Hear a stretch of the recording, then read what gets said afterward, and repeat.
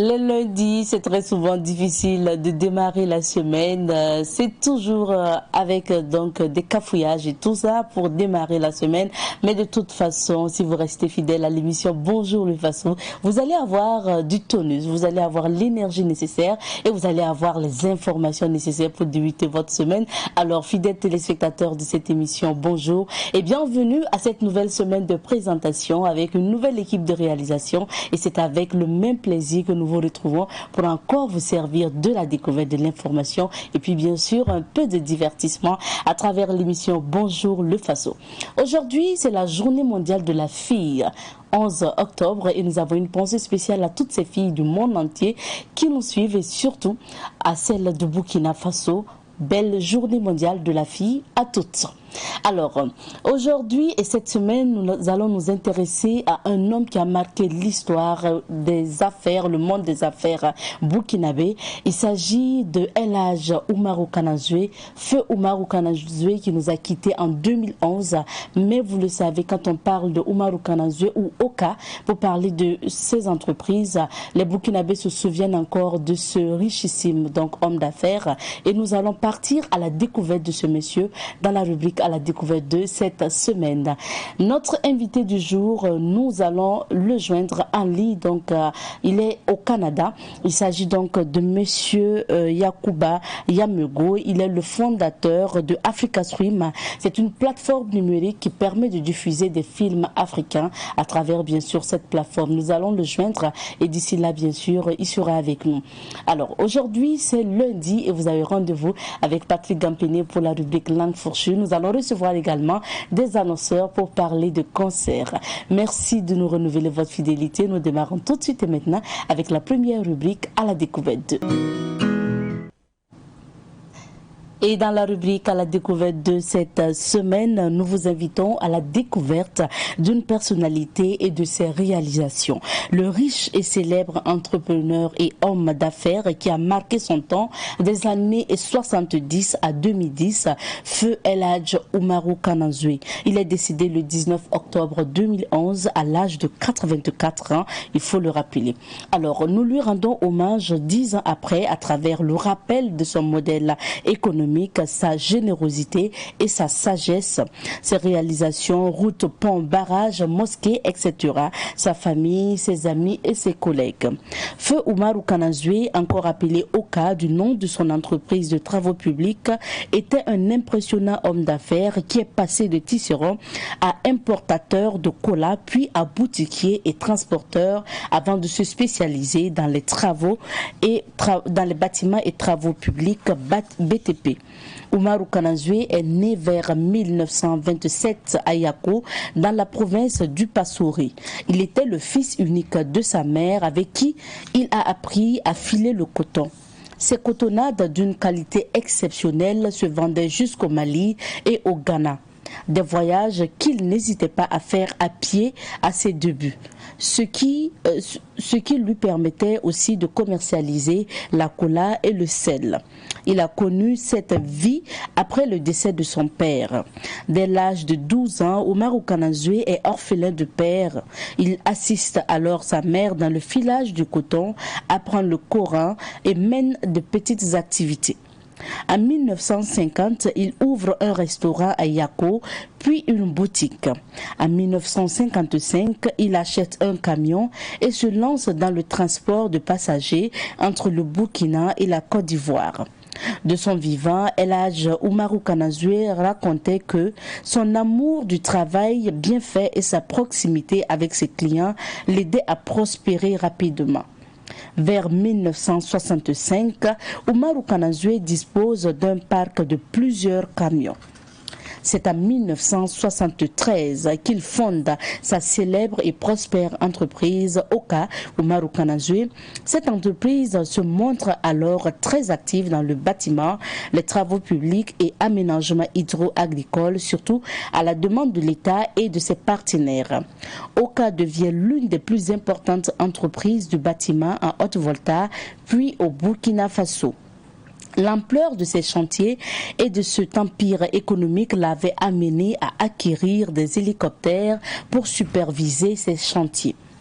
À son actif, il a de nombreuses réalisations offertes à la prospérité. Une avenue porte son nom aujourd'hui, l'avenue Umaru Kanazwe qui traverse les quartiers Bilbalogo et Samandé à Ouagadougou.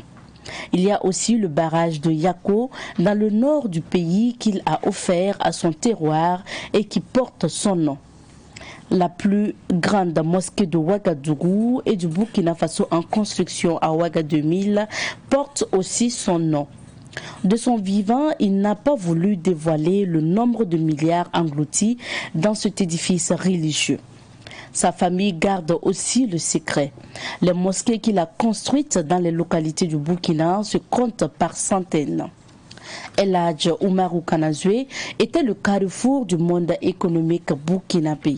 Sa générosité était débordante. Il était très respecté et cumulait les postes de président de la Chambre de commerce, d'industrie et de l'artisanat du Burkina Faso et de président du Conseil national du patronat. Parallèlement, il a été 2 fois président de la communauté musulmane du Burkina Faso et premier président du présidium de la Fédération des associations islamiques. Ce patriarche de la famille Kanazwe à Yako était aussi un pilier de la médiation sociale et même politique dans la capitale. C'est pourquoi il a été fait commandeur de l'Ordre national en 2006 et grand officier de l'Ordre du mérite burkinabé en 2008. El Hadj Umaru Kanazwe est parti d'une famille aux revenus modestes et polygames à Yako pour bâtir un empire économique. À son décès, le 19 octobre 2011, Oka laissait derrière lui 4 femmes, 30 enfants et 90 petits-fils. Son héritage professionnel et économique vaut aujourd'hui des dizaines d'entreprises créées par ses enfants et petits-enfants. Les Burkinabés qui l'ont connu retiennent de lui le travailleur, le persévérant et généreux, le rassembleur, le leader professionnel et associatif et religieux. Le 19 octobre prochain, cela fera 10 ans que Umaru Kanazwe ou Oka nous a quittés et l'équipe de Bonjour le Faso lui rend hommage à travers la rubrique à la découverte. Nous espérons que vous avez beaucoup appris et réappris sur ce monsieur qui a marqué l'histoire et le monde des affaires burkinabé et de la sous-région. Umaru Kanazwe qui nous a quittés malheureusement le 19 octobre 2011. Et puis bien sûr, très prochainement, le 19 notamment, ça sera 10 ans jour pour jour qui nous aurait quittés. Alors, merci en tout cas à Abdoulaye Kenda pour ces images et pour ces archives. Et puis voilà, merci encore. Et pour la suite de cette émission, nous allons marquer une petite pause musicale avant de retrouver Rachid. Alors lui aussi, il invite tout le monde à travailler pour justement pouvoir toucher la réussite et puis avoir confiance en soi et puis avoir les bénédictions bien sûr de ses parents pour avancer. Il s'agit de Greg Le Boukimbila, c'est son tout dernier et nous chante Halali. C'est parti. Comme quoi il faut être un homme de vertu et puis surtout de courageux pour justement se dire que le succès se trouve au bout donc du tunnel ou au bout donc de vos efforts. À présent, nous allons nous informer et c'est Rachid Assad Zongo que nous retrouvons juste après ça. Il est bien installé sur le plateau de Bonjour le Faso, Rachid Assad Zongo. Bonjour et bienvenue Rachid. Abzeta, merci. Bonjour à toi et bonjour à vous qui nous suivez. Alors aujourd'hui, qu'est-ce qu'on retient de l'actualité? De façon, on va dire, ramassée, majeure comme actualité, c'est, on va dire, l'ouverture du procès de l'assassinat de Thomas Sankara, qui est titré pratiquement à la une des parutions que nous avons pu parcourir ce matin. Également, le point sur le conseil, le forum des jeunes, mais également une autre rencontre, c'est la rencontre du sommet France-Afrique, avec notamment d'autres jeunes, pour parler des jeunes au plan continental. C'est ce qui fait, on va dire, constitue, on va dire, le menu de pratiquement toutes les parutions que nous avons pu parcourir ce matin. Alors, le premier journal qui nous entretient, c'est le journal Le Quotidien à sa une. Affaire Thomas Sankara et compagnons, 2 accusés de taille absents pour un procès historique. Tel titre, on va dire Le Quotidien. Et c'est-à-dire à la page 2. À la page 6, procès de l'assassinat de Thomas Sankara, les avocats de Blaise Compaoré font preuve de mauvaise foi. Voilà, ce sont les propos d'Océan, Océan artiste musicien. Dans sa rubrique Le Voyageur de Guéna, le journal Le Quotidien nous entretient sur un certain nombre de sujets. Et déjà à Kaya, un déplacé interne se suicide par pendaison. À Dédougou, un enseignant tue la femme de son voisin. On apprend également une attaque sur l'axe Essakan-Dori, 4 morts et plusieurs dégâts matériels. Religion, le Mauloud 2021, célébré dans la nuit du 18 au 19 octobre 2021. Et pour achever, toujours pour ce qui est de la rubrique Le Voyageur de Guéna, à Dédougou, un militaire du 23e régiment retrouvé mort au secteur 1. Pour achever, un titre avec le journal Le Quotidien, à la page 8, Forum national des jeunes, des propos cités. Ma foi, la jeunesse reste inébranlable. Ce sont les propos du chef de l'État, Roch-Marc Christian Kaboré. Un autre journal, L'Observateur Palga, et à sa une, il est titré « La vérité du tribunal sera-t-elle celle de l'histoire ?» Une interrogation posée. Pour en savoir davantage, la page 5 vous entretient. À la page 7, des restes désespérément muets comme des tombes, et cela est en lien avec toujours le procès de l'assassinat Thomas Sankara. Qui sont les inculpés? Les 12 apôtres du bouillant capitaine, c'est à lire respectivement aux pages 6 et 7 du journal L'Observateur Palga du jour. Et toujours avec le même journal, procès Thomas Sankara à la page 2, péripéties judiciaires d'un dossier insubmersible. Avec le même journal, insécurité dans le Soum, Pobé Mengao appelle à l'aide, à lire à la page 29. À la page 31, éliminatoire Qatar 2022, les étalons harponnent les requins de la mer Rouge par 4-0.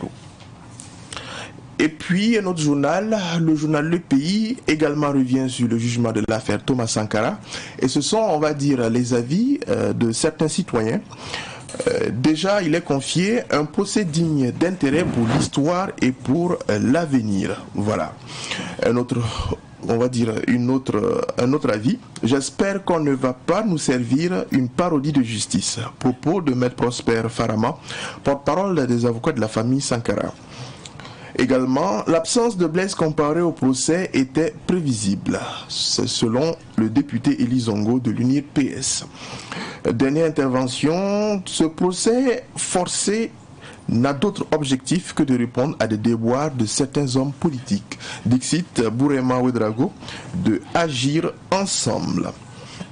Et puis, 1 million de francs CFA pour déposer la plainte au TGI de Ouaga, c'est-à-dire à la page 7. Toujours avec le journal Le Pays à sa une comme titre, Abdul Karim Sango, président du Parent, qui confie ceci que je cite pour vous, le coup d'État est une mauvaise réponse apportée à un vrai problème, celui de la gouvernance en Afrique. Voilà, pour en savoir davantage, la page 27 vous entretient. Le président du Faso aux jeunes est de dire, je cite, « Ma foi en la jeunesse reste inébranlable », à lire à la page 28. À la page 24, premier congrès extraordinaire du PUR, le président démissionnaire Wahir Somé reprend son fauteuil. Commune de Nako, nous sommes dans le Pony, des trafiquants de drogue abandonnent leurs produits d'une valeur de 72 millions de francs CFA dans leur fuite, c'est à lire à la page 25. Dans sa rubrique Confidence du week-end pour achever, procès du dossier Thomas Sankara, Mariam Sankara à Ouagadougou, c'est à lire à la page 27. Azeta, nous poursuivons avec un autre journal. Nous sommes cette fois-ci avec le journal Le Quotidien d'analyse et de débat aujourd'hui au Faso. Dans ce titre, à la page 8, qui a tué Sankara? Une interrogation posée. On attend la réponse du tribunal militaire. Voilà, c'est ainsi que titre aujourd'hui au Faso. Et puis, 28e sommet Afrique-France de Montpellier. Macron a réussi sa catharsis. Et puis, municipal de mai 2022, début de l'enrôlement, 21 novembre 2021. Deuxième forum national des jeunes, la jeunesse et Roch ont discuté les yeux dans les yeux.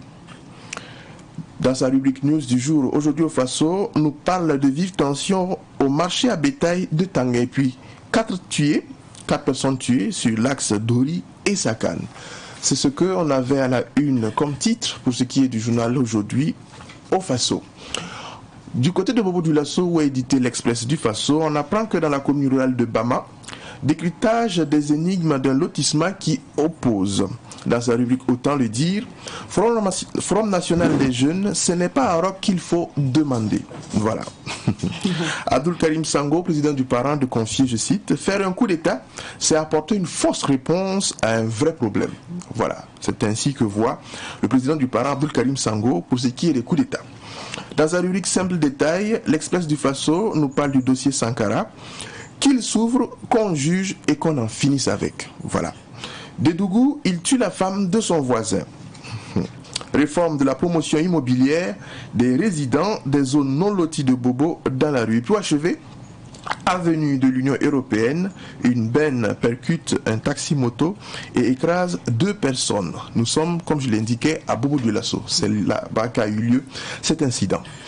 Abzeda, nous poursuivons avec les informations que nous sont confiées en ligne et le premier site qui nous entretient, c'est www.burkinbia.com. Le site revient également sur le procès Thomas Sankara. Blaise Compaoré va fuir jusqu'à quand? Interrogation posée, et c'est une interrogation qui est posée par Mariam Sankara, son épouse. www.burkinbia.com toujours. 11 décembre à Ziaré, le visuel dévoilé par le comité d'organisation. Assassinat de Ina Drabo, la police nationale dément une information faisant état de mise aux arrêts de l'assassin. Et puis, PNDS 2, concertation entre les acteurs de la boucle du Mouhoun. C'est ce que nous apprenait www.burkinbia.com. Et notre site, www.lefaso.net. Procès de l'assassinat Thomas Sankara. Mariam Sankara trouve l'absence de Blaise Compaoré regrettable. À Dédougou, un enseignant tue la femme de son voisin. 20 ans du Fonds mondial, le flambeau remis au Burkina pour la commémoration. Accident de la circulation, une dizaine de blessés graves d'un cortège de mariage. Et pour achever, arme de destruction massive, le père de la bombe atomique, c'est un Pakistanais, Abdulkader Khan, est mort. Voilà. www.infowakat.net, titre, Bobo-Dioulasso, 2 personnes tuées par un camion. À Bobo-Dioulasso toujours, le ministre de la Sécurité visite le commissariat central de police et la brigade de prévention routière. Zone sommet du moins Afrique-France, des injustices décriées par la jeunesse africaine. Et pour achever, en football, Prégis Nakoulman de retour dans le championnat. C'est ce que titrait, pour ce qui est de www.infowakat.net à sa une. Pour ce qui est de l'actualité sur le continent, au Mali, on apprend que le Premier ministre accuse la France d'avoir formé et entraîné une organisation terroriste à Kidal. Au Ghana, le Royaume-Uni reconnaît le certificat vaccinal ghanéen. Eh bien, au Nigeria, près de 200 otages de gangs armés secourus par la police. Au Niger, révélation sur des attributions douteuses de permis miniers à des sociétés russes à travers l'affaire Pandora Papers. Au Kenya, le vaccin contre le palu montre des résultats encourageants. Et pour achever, à Madagascar, les étudiants démunis après l'annulation de la rentrée universitaire. La rentrée universitaire qui était prévue pour le 5 octobre dernier. Abzeta, voilà ce que nous avons pu avoir comme info pour ce qui est de la une de certains journaux, mais également des sites en ligne. Bien sûr. Merci bien, Rachid. Et si tu permets, nous allons revenir au Burkina, parce qu'aujourd'hui, c'est le 11 octobre et c'est une date historique, en tout cas, parce que le procès historique s'ouvre aujourd'hui. Un procès très attendu et très médiatisé, on va le dire. Le procès dans l'affaire Thomas Sankara qui débute aujourd'hui. Tout à fait. Le procès, on va dire, comme tu l'as dit, historique, attendu depuis des lustres, a finalement, on va dire, porté ses fruits pour ce qui est de la lutte engagée par bon nombre de personnes. Il y en a même qui ne sont plus de ce monde-là. On fera, on va dire, un hommage à ces personnes qui ont lutté particulièrement pour que, au jour d'aujourd'hui, ils puissent avoir ce procès. Pour ceux qui vivent, ce sont eux qui vont mener, on va dire, le combat pour que justement la vérité soit. Alors, pour revenir, on va dire, de façon ramassée par rapport à ce sujet-là, on sait que tout cas les grands accusés que sont l'ex-président Blaise Compaoré et Yacine Kafando, l'adjudant-chef de la garde présidentielle en son temps, Yacine Kafando, sont pratiquement, on va dire, les accusés majeurs, voilà, de ce procès-là, qui malheureusement, comme on le sait, sont absents. Pour ce qui est de Blaise Compaoré, ses avocats ont considéré, voire même qualifié ce procès de politique. Ils ont déclaré que leur client n'avait jamais reçu de convocation, ni même être interrogé. Et donc, de cette manière-là, ils estiment non nécessaire que justement il soit présent. Pour ce qui est de Yacine Kafando, il est en fuite depuis pratiquement plusieurs années hors du Burkina Faso. On ne sait pas ce qu'il en est réellement de son actualité, mais lui également sera absent. Quoi qu'il en soit, le procès s'ouvre aujourd'hui. Plus d'une dizaine d'auteurs présumés vont répondre de leurs actes et on attend véritablement de voir ce qu'il en sera. Nous ne sommes pas des juges, on ne peut pas dire le droit, on peut se contenter en tout cas de justement revenir sur un certain nombre d'aspects, notamment les faits qui, on va dire, constituent en tout cas des aspects majeurs. On se rappelle en 1987, ces faits majeurs et à la fois aussi macabres, voilà, au niveau du Conseil de l'Entente, des personnes qui étaient au pouvoir, qui après une réunion, ou du moins au cours d'une réunion, voilà, ont été justement abattus froidement, des corps qui ont été enterrés nuitamment, sans formule, on va dire, funéraire. Et par la suite, c'est Blaise Compaoré qui a été mis au pouvoir. Et également, dans la course-poursuite, la famille du défunt, pour parler de Thomas Sankara, s'est mise en fuite également. D'abord au Gabon, pour parler de Mariam Sankara qui s'est rendue au Gabon, chez Omar Bongo en son temps. Et par la suite, elle a rejoint Montpellier pour parler de la France, voilà, où elle réside présentement. Alors aujourd'hui, ce qui en tout cas, on va dire, importe pour la plupart des acteurs, société civile, la justice, les politiques qui sont engagés, on va dire, dans le sens on va dire, de ce que la vérité soit. Je pense que la chose majeure qui importe, c'est que le droit soit dit le plus amplement possible. Voilà. Il ne faudrait pas que l'on reste dans des considérations subjectives. Beaucoup pensent que c'est un procès politique, c'est leur avis. Voilà. Mais quoi qu'il en soit, jusqu'à preuve du contraire, on fait confiance à notre justice et on espère qu'elle va jouer sa partition de telle sorte que la vérité, le droit soit dit. Il y a des dispositifs, ou du moins il y a un dispositif majeur qui est mis en place pour que se mène à bien cette audience-là. Et ce serait bien que les Burkinabés en tout cas le respectent. Et comme je l'ai dit, on attend de voir ce qu'il en sera. D'accord. C'est un procès qui est ouvert au public et comme tu l'as dit, il y a des dispositions qui ont été mises en place et c'est à respecter. Je pense qu'ils ont dit que pour avoir accès à la salle, il ne faut pas porter par exemple des foulards, des casquettes ou des habits à l'effigie donc d'un individu. Il faut certainement accepter de se faire fouiller, venir avec sa carte nationale d'identité et voilà, et pour pouvoir accéder à la salle. Et pour ceux de la presse, il faut rappeler qu'on ne pourra pas filmer en fait le procès ou enregistrer le procès, c'est interdit. Le tribunal militaire a fait cette conférence de presse pour aviser et donc la semaine dernière, on se rappelle Rachid, donc il va s'agir pour la presse certainement avant le début, donc à 15 minutes du début du procès comme ils l'ont dit, de rentrer filmer certainement une salle vide ou un peu le public et puis voilà les dispositifs, voilà, pour juste illustrer et puis après ils vont devoir écouter et puis peut-être prendre des notes, ensuite faire le compte rendu au public tout simplement. On ne pourra pas enregistrer, on ne pourra pas filmer le procès. Et ça a été le cas donc du procès de l'insurrection populaire. Tout à fait, pour le putsch manqué. Tout à fait. Alors là-dessus... Oui, pour le putsch manqué, parce que pour l'insurrection populaire, je pense qu'on attend toujours. On attend toujours, voilà. C'est vrai que beaucoup pronostiquent, on va dire, un renvoi dès l'ouverture du procès. Voilà. Mais quoi qu'on dise, je l'ai dit, quoi qu'il en soit, Voilà, pourvu que le droit soit dit.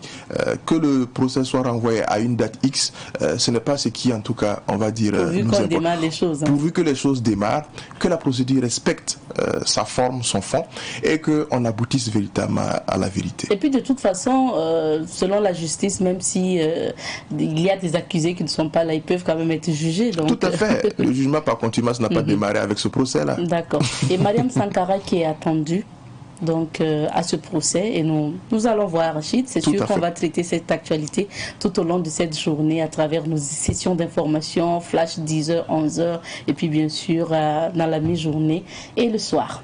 Rachid, on passe à autre chose. Au Burkina, où s'est tenu donc le Forum national des jeunes, c'était à Koudougou notamment, et c'était le week-end dernier, et ça s'est achevé samedi.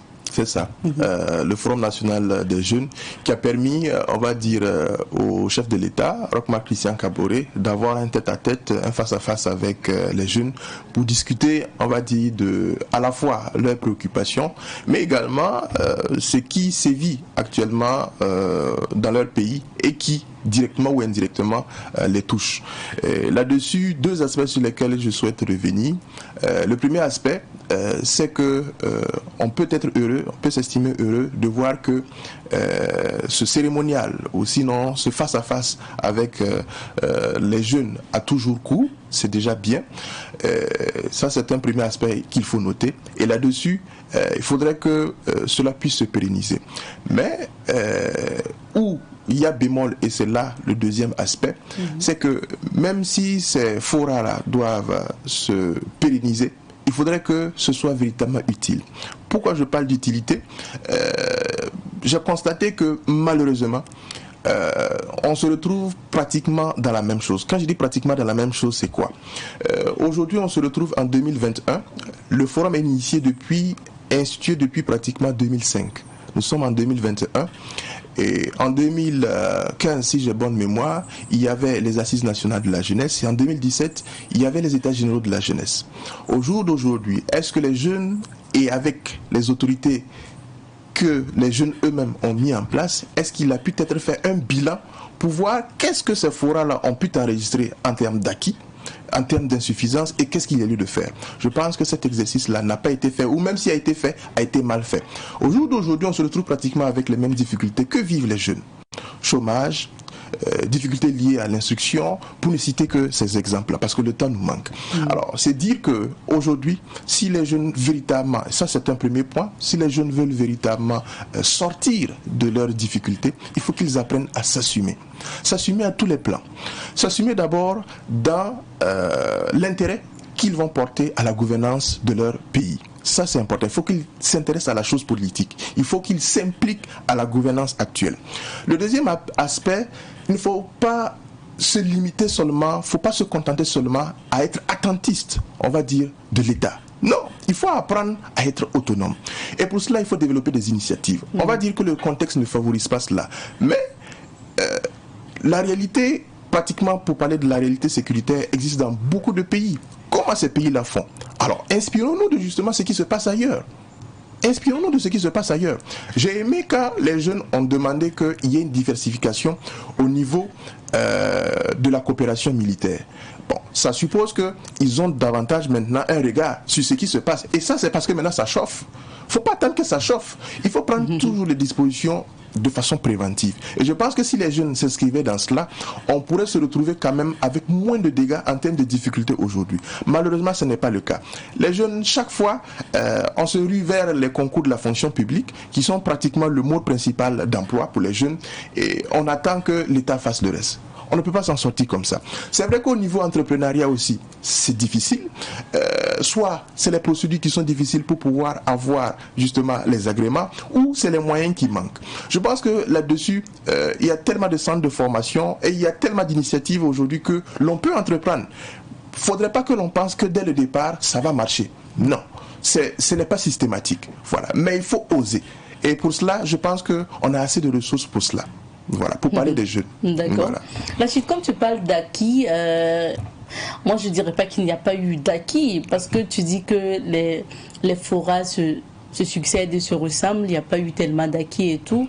Mais quand même, pour cette année, on se rappelle que l'année passée, par exemple, les jeunes avaient demandé à ce que le budget donc, de fonctionnement ou le budget pour accompagner les jeunes soit augmenté. Cette année, après le face-à-face donc, avec le président ou dans le face-à-face avec le président du Faso a annoncé que le budget justement du Conseil national de la jeunesse, qui est un peu quand même la fêtière des jeunes au Burkina aujourd'hui, le budget allait être revu à la hausse. Donc on peut dire que ça c'est un acquis par exemple. Je ne dis pas qu'il n'y a pas d'acquis. Je dis qu'il n'y a pas de bilan. Le bilan permettrait justement de recenser les acquis. Et cela depuis qu'a été institué le Forum national de la jeunesse, à savoir 2005 jusqu'à aujourd'hui 2021. Qu'est-ce qui a marché? Qu'est-ce qui n'a pas marché? Et qu'est-ce qu'il y a lieu de faire? Ce sont les questions que je me pose. Et là-dessus, je ne dis pas qu'il n'y a pas d'acquis. Il y a des acquis. Mais pour ce qui est des insuffisances, c'est monumental. Et on dira qu'en grande partie, c'est lié à la situation sécuritaire du moment. Mais si c'est lié à la situation sécuritaire du moment, qu'est-ce qu'on fait? Ce sont ces questions en réalité qu'il faut se poser pour pouvoir justement prévoir les choses en termes d'avenir. Si ça ce n'est pas fait, bon, c'est comme si c'était juste une réunion pour réunir les jeunes. Et c'est de cela que je parle. D'accord, merci bien Rachid. On passe à autre chose. Et justement pour aller dans la même lancée, parler de jeunes, de rencontres avec chefs d'État. Alors on va parler maintenant du sommet. On va dire quoi? Afrique-France ou France-Afrique? Mais en tout cas, officiellement, c'est devenu Afrique-France.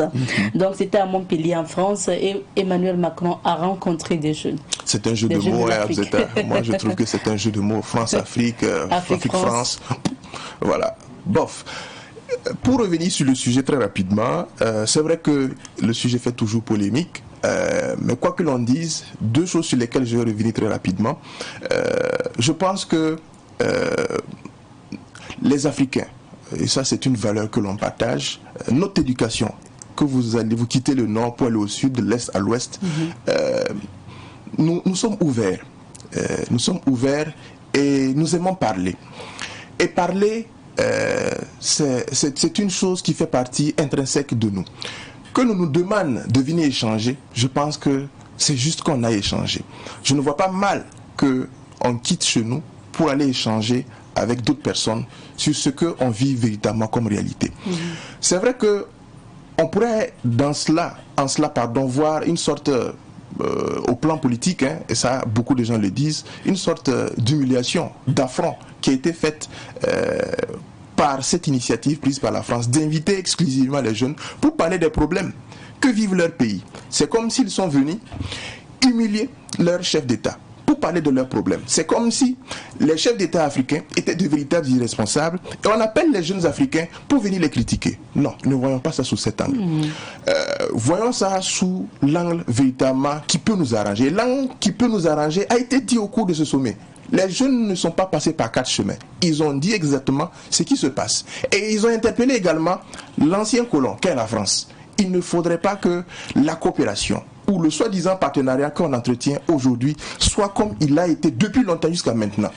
C'est de la duperie. Et ils l'ont dit. Il faut que ça cesse.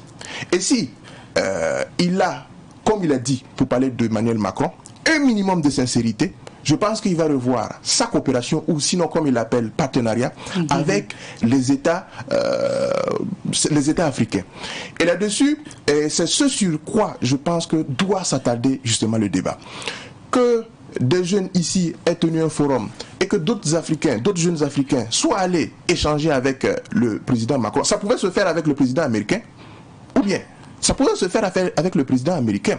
Voilà, aujourd'hui nous sommes dans un registre où le monde fonctionne nécessairement par ces rubriques-là, par cette voie-là, pardon. Et si on ne fait pas partie, on est carrément exclu du Conseil des Nations. Il faut discuter. Quand on dit d'aller à la table de négociation, c'est quoi? C'est réunir toutes les parties. Si on ne réunit pas toutes les parties et que les parties ne changent pas, qu'on sache véritablement les positions, comment on va s'en sortir? Je pense que l'un dans l'autre, voilà, il ne faut pas que l'on tergiverse inutilement.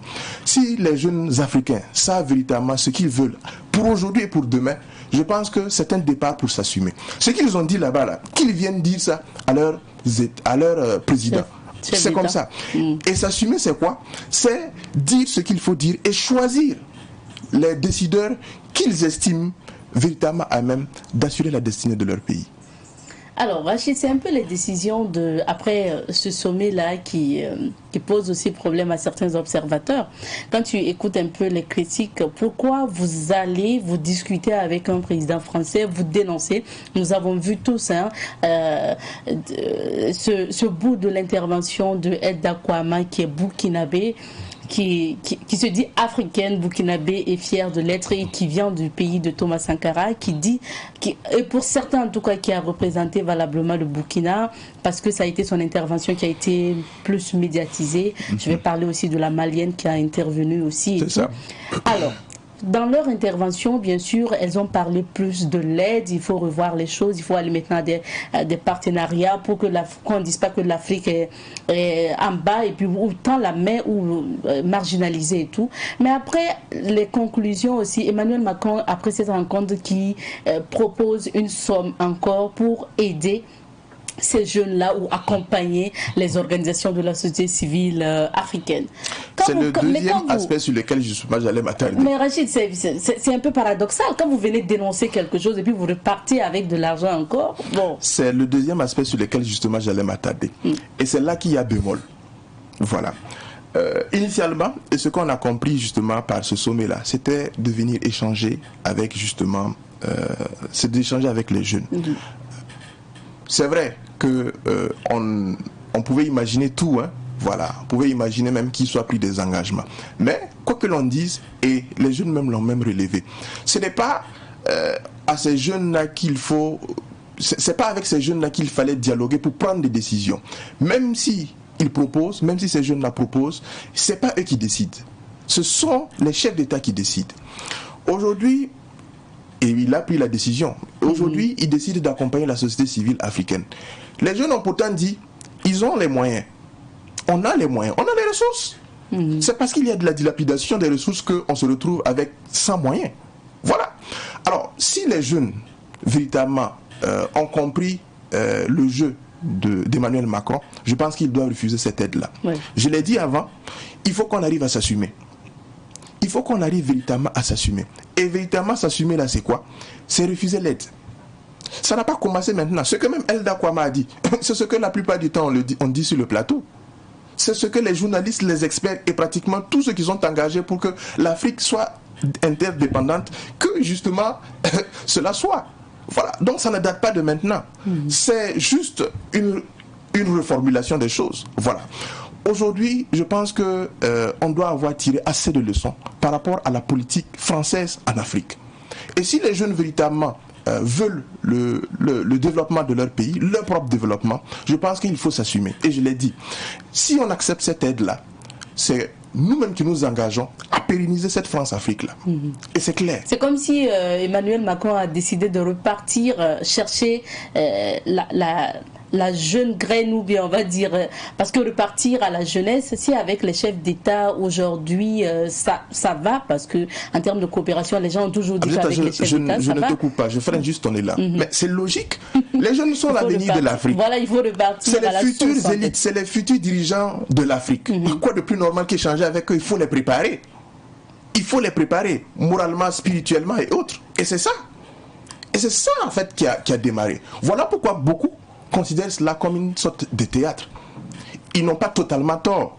Ils n'ont pas totalement raison. Voilà pourquoi je demande à la jeunesse de s'assumer. Partout où on va les appeler de venir échanger, échangez. Dites la vérité et soyez vous-même. D'accord. Voilà. Merci bien Rachid. Et on ne peut pas parler aussi de ce sommet de Montpellier sans évoquer, on va dire quoi, la sortie aussi du Conseil national de la jeunesse qui dit n'avoir pas été consulté pour qui a même écrit à l'ambassade donc de France au Burkina, qui a dit n'avoir pas été consulté pour justement peut-être dépêcher aussi des représentants à ce sommet de Montpellier. Alors que, comme on le disait tout à l'heure, le Conseil national de la jeunesse est devenu aujourd'hui comme la grande fêtière des jeunes du Burkina. Par exemple, comme on se demande bien comment la sélection de ces OSC, de ces chefs d'entreprise, de ces jeunes ont été faites. cette sélection-là pour que, par exemple, le Conseil national de la jeunesse ne soit même pas informé, rien du tout? C'est pas faux. J'ai pu voir un peu la liste des participants au niveau du Burkina. Des chercheurs, les profils sont variés, hein, des chercheurs, des hommes et femmes de médias, des membres de la société civile. Des jeunes chefs d'entreprise. Voilà. C'est pratiquement plusieurs profils confondus. Et on s'étonne véritablement de voir qu'au niveau du Conseil national de la jeunesse, il n'y ait pas eu véritablement de représentants. Les critères, je ne les connais pas. Voilà, je ne les connais pas. Donc, difficile pour moi de porter, on va dire, un jugement. Mais, véritablement, ça nous étonne de voir que le Conseil national de la jeunesse, qui est légitimement connu, voilà, n'ait pas eu de représentation à ce sommet. Comme je le dis, quoi que l'on dise, il y a eu des Burkinabés qui ont représenté le Burkina Faso à ce sommet. Et il a été dit, en tout cas en termes, on va dire, d'attente, ce qui devait être dit. Et comme je l'ai dit, les leçons à tirer, il faut que l'on les tire et puis maintenant pour se projeter dans l'avenir. D'accord. Alors Rachid, comme ils sont de retour, nous verrons dans quelle mesure on pourra avoir sur ce plateau encore ceux-là qui étaient à Montpellier pour plus comprendre les choses. En attendant, nous passons au dernier sujet. On va parler de cet accident de circulation lié à un cortège de mariage. Qu'est-ce qui s'est passé, Rachid? Ah oui, je n'ai pas, on va dire, tous les faits. Parce que ce qu'on a pu avoir comme information sur le sujet, c'est que lors justement d'une cérémonie de mariage, un cortège malheureusement très affolé, en vitesse, voilà, a justement eu un accident de la circulation au niveau de l'échangeur du Nord dans la capitale Ouagadougou. Et fort malheureusement, il y a des blessés graves, voilà, qui ont été justement évacués au niveau des centres sanitaires. C'est un sujet qui vient nous interpeller sur le comportement que bien souvent les citoyens ont quant bien sûr à ces événements, pour parler des mariages. Voilà. Aujourd'hui, vous verrez que malheureusement, hein, c'est ce qui est constaté, malheureusement, la vitesse à court et les acrobaties en cours, en cours pendant ces événements. Je pense qu'on doit avoir un minimum de responsabilité et de citoyenneté par rapport à ces événements. C'est vrai qu'il y a la joie, mais il faut qu'il y ait de la retenue. Voilà. Et si ce n'est pas le cas, je pense que l'autorité doit revoir les choses par rapport à l'organisation de ces événements-là. Si la joie ne peut pas être contrôlée, on va revoir le format pour la célébration de ces événements-là. Voilà.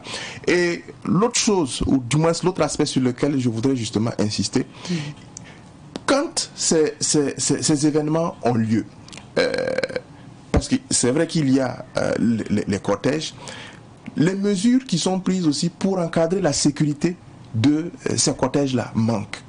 Voilà. Et pourtant, vous verrez que lorsque dans les réunions de mariage, il y a une commission sécurité, mais ils ne foutent rien. Excusez-moi du mot, mais ils ne foutent rien. Voilà. Alors, si véritablement nous sommes responsables, il faudrait que ces commissions sécurité-là soient véritablement des commissions sécurité. La sécurité, là, ce n'est pas gérer le parking des motos. Voilà. Des gilets et puis tout au long du trajet. Et dans la mesure du possible, il faut se faire associer l'autorité pour parler de la police. Voilà. Pour qu'on puisse justement vous diriger. Voilà. Si vous prenez l'initiative personnelle d'assurer votre sécurité, il faut que votre cortège soit responsable. Voilà. Il ne faut pas qu'il y ait une effusion de joie incontrôlée. Voilà la conséquence dans laquelle on s'est retrouvé avec ce cas-là. Voilà. J'espère que c'est une leçon en tout cas qui sera tirée pour l'ensemble des Burkinabés et qu'on ne va plus se retrouver malheureusement dans cette situation. Parce que je ne sais pas ce que vit, on va dire, ce couple-là aujourd'hui. C'est ça, c'est dommage en fait. Après, vous êtes vraiment dans les difficultés parce que l'histoire retiendra que c'est le jour de votre mariage que des gens se sont blessés et c'est dommage. En tout cas, pour l'établissement à ces blessés, comme tu l'as dit, faites très attention quand vous êtes dans un cortège de mariage ou quand vous conduisez ou vous devrez sécuriser des cortèges de mariage. Merci à toi, Rachid. Et on rappelle que les étalons jouent ce soir. Hein, tout à fait. Contre Djibouti. Exactement. On leur souhaite... Bonne chance. Non. Ou bien on ne doit pas dire bonne chance. On ne doit pas dire bonne chance. Courage alors. Bon, pas vraiment. Je pense que sur le sujet, le score est déjà fait. Ah bon? Parce que la dernière fois c'était quoi? 4-0? Voilà. Ok, et tu espères un 4-0 encore? D'accord. Ok, il n'y a pas de souci. Bonne chance aux étalons. Merci à toi, Rachid, et ça te dit de prendre l'avion avec moi? Pourquoi pas? Ok. Je vais t'amener à Abidjan, je vais t'amener à Bamako. En France et à Paris notamment, on va aller aussi donc à New York. On va bien sûr visiter la météo de Ouagadougou. C'est parti pour les couleurs du temps à travers la météo des villes d'affaires. Aujourd'hui, pour la rubrique invité du jour, nous sommes avec M. Yacouba Yamego. Il est fondateur de Africa Stream, une plateforme numérique. Il est également étudiant burkinabé qui étudie au Canada. Donc, il est au Canada actuellement pour ses études. Nous l'avons en ligne et bien sûr, avec la complicité de la réalisation, nous allons débuter l'entretien. Bonjour à vous, M. Yamego. Bonjour à vous. Salut. Merci d'être avec nous. Alors, Monsieur Yamego, avant de parler de Africa Stream, parlons un peu de vous. Dites-nous, dans quel cadre êtes-vous allé au Canada et qu'est-ce que vous faites comme études à l'Université de Montréal? Comme mentionné, je suis au Canada pour mes études. Donc, après ma première année de langue aux États-Unis, je suis actuellement au Canada pour en fin de cycle, en bachelor en actuariat, donc sciences actuarielles, finance et mathématiques. Et vous êtes le fondateur de Africa Stream. Est-ce qu'on peut savoir de quoi il s'agit? Africa Stream est une plateforme numérique qui a été mise en place. J'entends par plateforme un site web, donc africa-stream.com, et une application mobile, ainsi qu'une application disponible sur télévision, donc TV Smart et Android TV. Donc, Africa Stream sert d'intermédiaire entre les créateurs de contenu cinématographique africains et le public, permettant aux francophones de découvrir la créativité et les talents africains, et propose également des programmes exclusifs. Et quel est l'objectif que vous recherchez avec Africa Stream? Bon, notre objectif est d'être le meilleur dans le domaine du streaming en Afrique. C'est quelque chose d'assez nouveau. Donc, on permet aux artistes, aux productions de conquérir un vaste marché de téléspectateurs, tout en leur proposant des avantages aussi pécuniaires. Et tout cela afin de permettre au cinéma africain, donc au 7e art africain, d'être encore plus valorisé, donc lui donner la place qu'il mérite. Mais concrètement, comment fonctionne cette plateforme numérique? Africa Stream fonctionne à l'aide d'Internet. Donc, afin de visualiser les contenus, il faudra être connecté à Internet. Donc, c'est dans l'exemple de la lecture de contenu sur YouTube. C'est assez similaire. Et vous avez parlé tantôt de programmes, vous avez parlé notamment des films africains que nous pouvons voir à travers cette plateforme numérique. Est-ce qu'il y a d'autres programmes que vous allez diffuser à travers cette plateforme? Non, Africa Stream diffuse une variété de programmes africains. Donc, on y retrouve des films, des séries, des reportages, documentaires et dessins animés aussi, exclusivement africains, qui proviennent des productions de l'Afrique, disons de l'Afrique centrale comme de l'Afrique de l'Ouest, pour parler de l'Afrique francophone. Et comment on peut avoir cette application Africa Stream?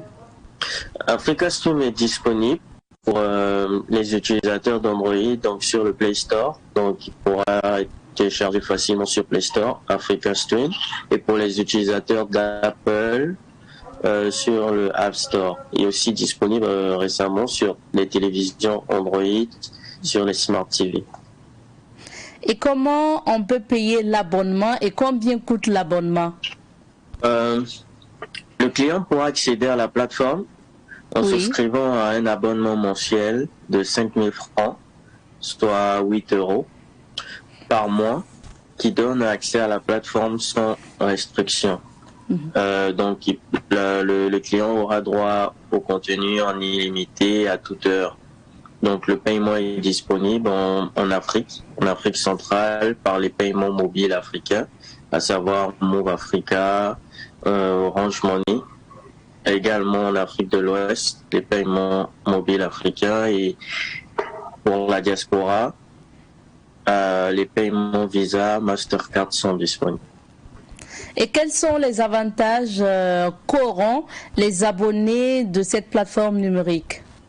Les abonnés auront pour avantage de profiter des programmes avec une meilleure qualité, donc une meilleure qualité d'image. Et aussi, Africa Stream dispose de plusieurs exclusivités, donc des programmes qui ne retrouveront nulle part ailleurs. Parlons maintenant de ce partenariat avec Savane Media. Africa Stream collabore avec Savane Media, que nous tenons à remercier énormément au passage, parce qu'ils nous ont donné leur confiance dès le départ, néanmoins que nous étions au lancement de ce projet, de cette plateforme. Donc pour revenir à la question, Savane Media fournit des productions, donc des œuvres qui sont disponibles sur Africa Stream. Et cependant, j'invite les téléspectateurs à retrouver des programmes. Il y a des exclusivités également. Des exclusivités. Et quand vous parlez de programmes, est-ce que on parle de films séries, de films long métrage, court métrage et d'autres choses, d'autres programmes? Oui, exactement. Je fais allusion à des films, donc des séries et même des courts métrages aussi. Alors, avec votre permission, nous allons suivre le spot qui annonce ou qui explique encore Africa Stream et on revient pour la suite. Envie de regarder uniquement du cinéma africain? Désormais, c'est possible. Les abonnés Africa Stream peuvent regarder les meilleurs des films africains.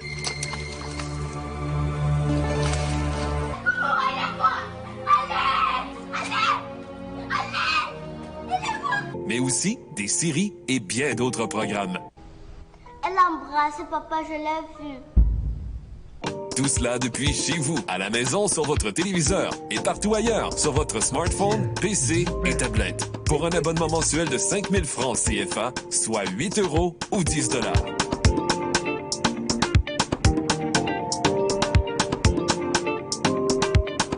Africa Stream, le cinéma africain en un clic. À travers ce spot, on a pu voir qu'il y a beaucoup de films africains, justement, que nous allons pouvoir voir à travers Africa Stream, M. Amego. Oui, c'est une diversité du continent africain. Maintenant, dites-nous comment on peut vous contacter pour ces personnes qui souhaitent avoir d'autres informations. Pour nous joindre, c'est simple, sur nos pages, donc sur les différents réseaux sociaux. Africa Stream est disponible sur Facebook, donc juste recherchez Africa Stream, vous retrouverez notre page, également sur Instagram, sur TikTok et bientôt sur Snapchat. Et on peut nous joindre aussi par email, donc contact@africa-stream.com et aussi sur WhatsApp. Mais le contact WhatsApp, vous pouvez le retrouver sur nos différentes pages. Quelles sont vos perspectives avec cette application ou cette plateforme numérique? Notre perspective, c'est vraiment de propulser le cinéma africain. Donc faire connaître les nouvelles productions comme les mérites du continent africain. Et révolutionner encore le 7e art africain et permettre à l'Afrique aussi d'avoir une plateforme qui pourra rivaliser avec les grandes plateformes telles que Netflix et j'en passe. Merci. C'est presque fini pour notre entretien d'aujourd'hui. Monsieur Amego, avez-vous quelque chose d'autre à ajouter? Un mot de fin? Je vous remercie. Je remercie Savane Media encore pour cette interview, pour l'opportunité qu'ils m'ont donné de pouvoir m'exprimer. Donc, je demande à tout le monde de souscrire à Africa Stream. Donc, il y a plein de belles surprises qui vous y attendent. Merci. Je rappelle que nous étions en ligne avec M. Yacouba Yamego. Il est le fondateur de Africa Stream. C'est une plateforme numérique. Il est par ailleurs étudiant burkinabé résident au Canada pour ses études d'ailleurs. C'est ici qu'on s'arrête pour notre entretien de ce jour. Nous poursuivons avec cette émission et cette fois-ci nous recevons des annonceurs sur ce plateau pour la rubrique Bonnes affaires, et on revient.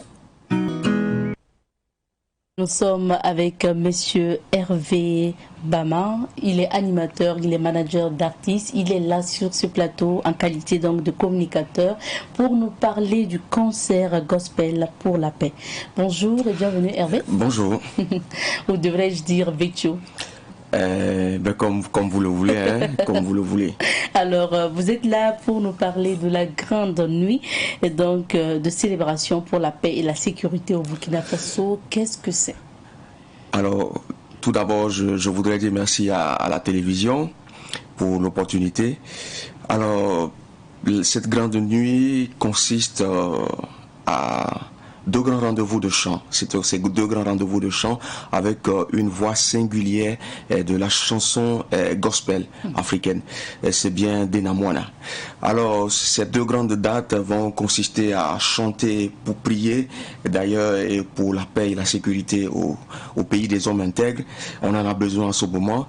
Et donc, au-delà des FDS engagés au front, il y a aussi des voix comme ça, suaves, pour accompagner nos FDS, pour accompagner également dans tous les langues de restitution, de restauration de la paix. Donc, c'est pourquoi, d'ailleurs, cette nuit est dédiée donc à la célébration de la paix et pour la sécurité également. Il faut rappeler que c'est une activité donc de Alouzaï, donc c'est le nom de la structure. Oui. Alors, est-ce que vous pouvez nous parler un peu de cette structure? Alors, il faut dire que c'est une structure qui est au service du Seigneur, bien entendu. Et voyez, dans l'événementiel également. Mais pour ce coup, la structure n'est pas seule. Elle est accompagnée de partenaires dont je vais taire le nom.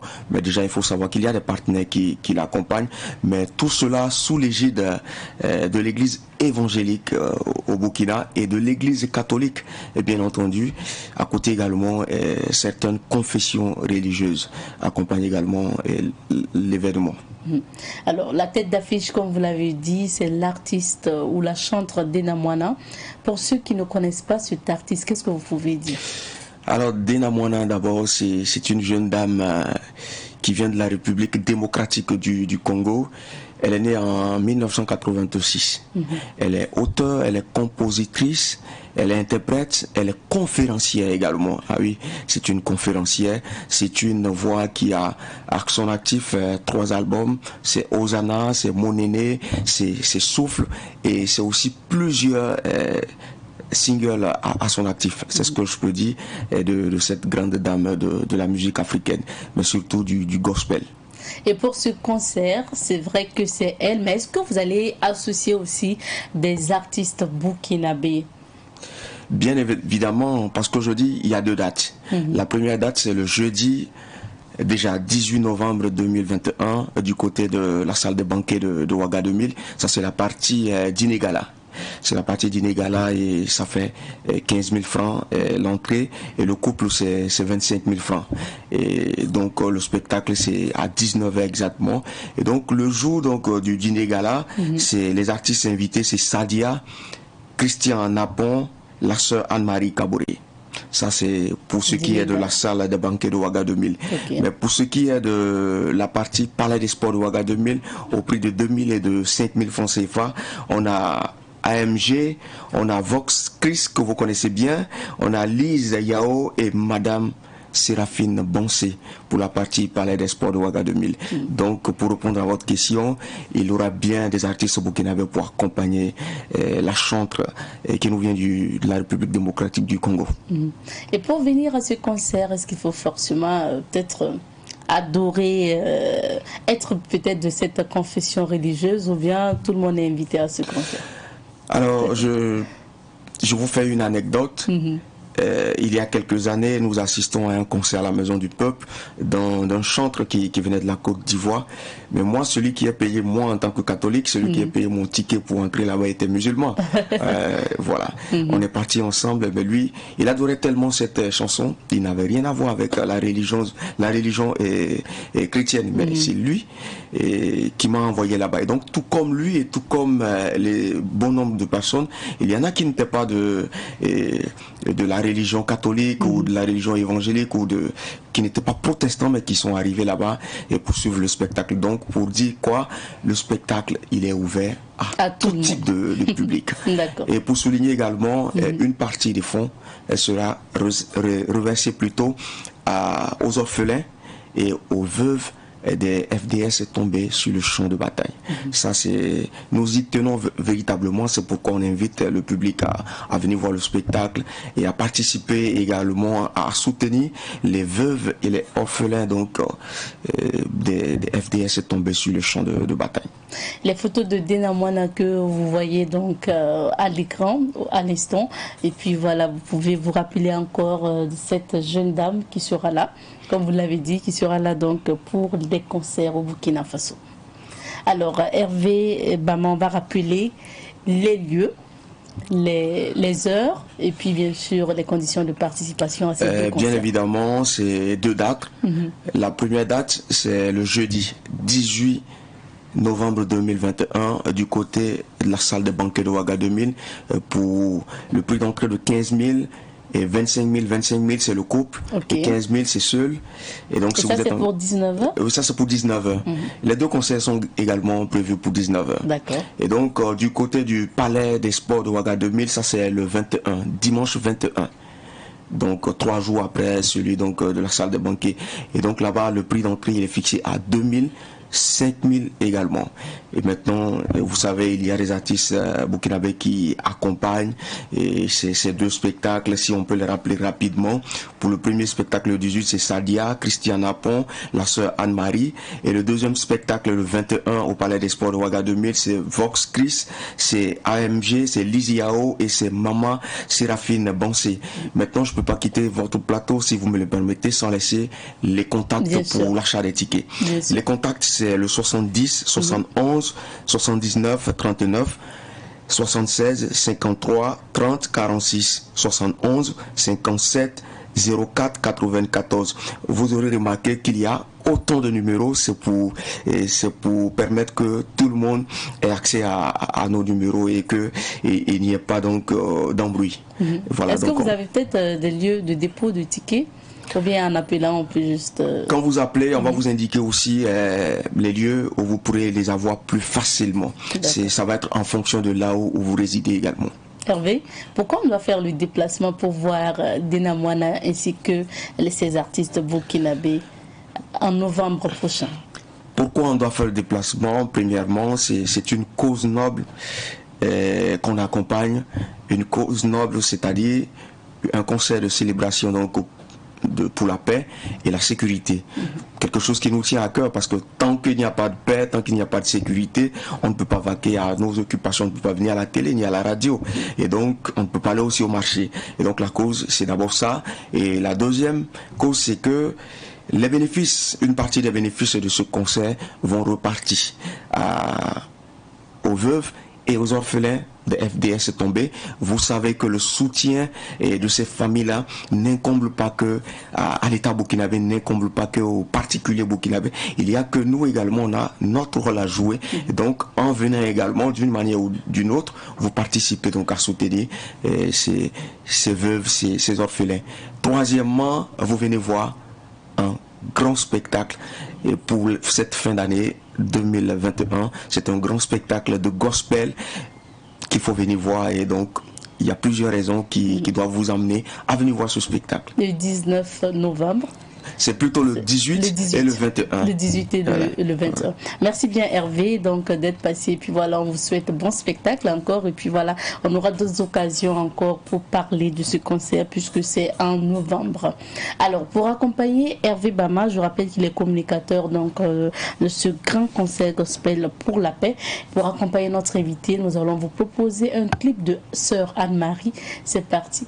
À l'instant, c'était la sœur Anne-Marie Cavoré.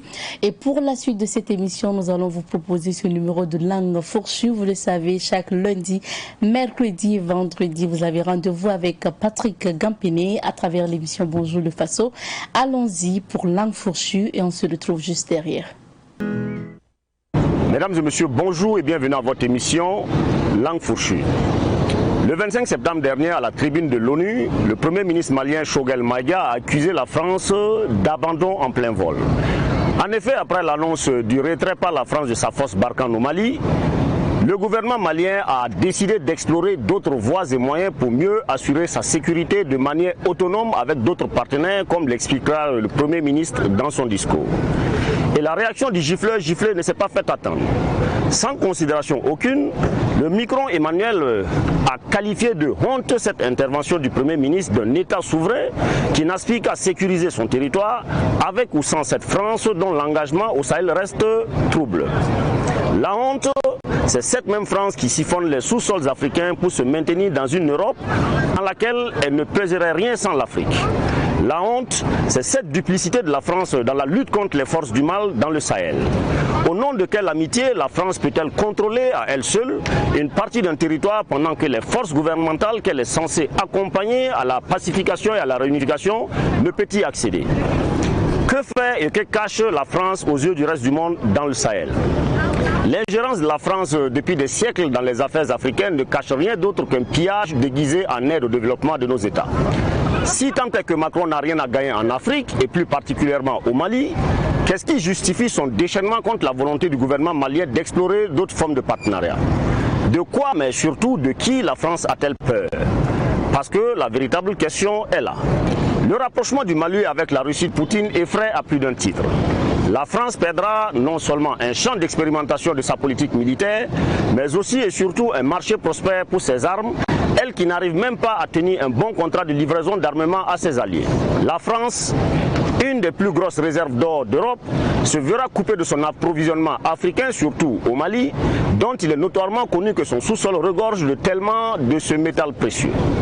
La peur de cette France, perdre la face en Europe, elle dont l'économie ne serait pas concurrentielle sans l'Afrique qui lui remplit les caisses. Enfin, la peur de nos chers amis les Gaulois, ce réveil d'une jeunesse africaine consciente qui refuse toute forme de servitude et de prise en otage de sa destinée. Comme le disait feu Thomas Sankara, une jeunesse mobilisée est dangereuse, une jeunesse mobilisée est une puissance qui effraie même les bombes atomiques. Et c'est là la vraie peur de la France. Avec, mais surtout sans la France, le Mali et d'autres États en proie à l'insécurité se porteront certainement mieux. Quant à ce cher Micron Manu, il pourra boire à loisir sa honte et encaisser tranquillement ses baffes. Allez, à bientôt. À mercredi, tout simplement, sacré Patrick Gampéné, sa langue a fourché et sa langue fourchera encore le mercredi pour nous fournir un nouveau numéro de langue fourchue. Merci à toi Patrick et à l'équipe technique qui l'accompagne. Pour la suite de cette émission, nous allons revenir à la rubrique à la découverte 2 avant de nous quitter. Et je rappelle que cette semaine, nous avons décidé donc de nous intéresser à une personnalité, de nous intéresser également à ses réalisations. Il s'agit de El Hadj Oumarou Kananzoué qui n'est plus. Rappelons qu'il est décédé le 19 octobre 2011 à l'âge de 84 ans et nous lui rendons hommage 10 ans après à travers le rappel de son modèle économique, sa générosité et sa sagesse, ses réalisations, routes, ponts, barrages, mosquées, etc., sa famille, ses amis et ses collègues.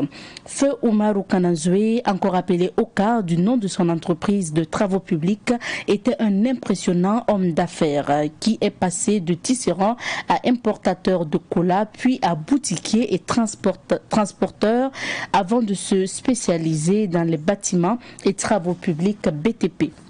Oumarou Kananzoué est né vers 1927 à Yako dans la province du Passouri. Il était le fils unique de sa mère avec qui il a appris à filer le coton. Ces cotonnades d'une qualité exceptionnelle se vendaient jusqu'au Mali et au Ghana. Des voyages qu'il n'hésitait pas à faire à pied à ses débuts, ce qui lui permettait aussi de commercialiser la cola et le sel. Il a connu cette vie après le décès de son père. Dès l'âge de 12 ans, Oumarou Kananzoué est orphelin de père. Il assiste alors sa mère dans le filage du coton, apprend le Coran et mène de petites activités. En 1950, il ouvre un restaurant à Yako, puis une boutique. En 1955, il achète un camion et se lance dans le transport de passagers entre le Burkina et la Côte d'Ivoire. De son vivant, El Hadj Oumarou Kananzoué racontait que son amour du travail bien fait et sa proximité avec ses clients l'aidaient à prospérer rapidement. Vers 1965, Oumarou Kananzoué dispose d'un parc de plusieurs camions. C'est en 1973 qu'il fonde sa célèbre et prospère entreprise Oka Umaru Kanazui. Cette entreprise se montre alors très active dans le bâtiment, les travaux publics, les aménagements hydro-agricoles, surtout à la demande de l'État et de ses partenaires. Oka devient l'une des plus importantes entreprises du bâtiment en Haute-Volta, puis au Burkina Faso. L'ampleur de ces chantiers et de cet empire économique l'avait amené à acquérir des hélicoptères pour superviser ces chantiers. À son actif, il a de nombreuses réalisations offertes à la prospérité. Une avenue porte son nom aujourd'hui, l'avenue Umaru Kanazui qui traverse les quartiers Bilbalogo et Samandin à Ouagadougou. Il y a aussi le barrage de Yako dans le nord du pays qu'il a offert à son terroir et qui porte son nom. La plus grande mosquée de Ouagadougou et du Burkina, en construction à Ouaga 2000, porte aussi son nom. De son vivant, il n'a pas voulu dévoiler le nombre de milliards engloutis dans cet édifice religieux. Sa famille garde aussi le secret. Les mosquées qu'il a construites dans les localités du Burkina se comptent par centaines. El Hadj Umaru Kanazui était le carrefour du monde économique burkinabé. Sa générosité était débordante. Il était très respecté et cumulait les postes de président de la Chambre de commerce, d'industrie et de l'artisanat du Burkina Faso et de président du Conseil national du patronat. Parallèlement, il a été 2 fois président de la communauté musulmane du Burkina Faso et premier président du présidium de la Fédération des associations islamiques. Ce patriarche de la famille Kanazui ce patriarche de la famille Kanazui à Yako était aussi un pilier de la médiation sociale et même politique dans la capitale. C'est pourquoi il a été fait commandeur de l'ordre national en 2006 et grand officier de l'ordre du mérite burkinabé en 2008. El Hadj Umaru Kanazui est parti d'une famille aux revenus modestes et polygames à Yako pour bâtir un empire économique. À son décès le 19 octobre 2011, Oka a laissé derrière lui 4 femmes, 30 enfants et 90 petits-fils. Son héritage professionnel et économique vaut aujourd'hui des dizaines d'entreprises créées par ses enfants et petits-enfants. Les Burkinabés qui l'ont connu retiennent de lui le travailleur, le persévérant, le généreux, le rassembleur, le leader professionnel, associatif et religieux. Le 19 octobre prochain, cela fera 10 ans que Umaru Kanazui ou Oka nous a quittés et l'équipe de Bonjour le Faso lui rend hommage à travers la rubrique à la découverte de cette semaine. Nous espérons que vous avez beaucoup appris concernant Oka ou encore Umaru Kanazui. Feu Umaru Kanazui qui n'est plus, il est décédé malheureusement le 19 octobre 2011. Merci à Abdoulaye Kinda qui nous a récolté en tout cas ces images et merci à toute l'équipe technique. Merci également à ceux qui sont à la réalisation aujourd'hui. Une réalisation pilotée cette semaine par Noufou Bonkongu et Mikaël Yamego. Merci à l'équipe de production et à tout le monde parce que c'est ici qu'on va se dire au revoir pour l'émission de ce jour. Merci de votre fidélité à cette émission et surtout belle semaine à tout le monde. Je rappelle qu'aujourd'hui c'est la journée mondiale de la fille, donc faites attention à vos filles et surtout excellente journée. Allez, au revoir, à demain.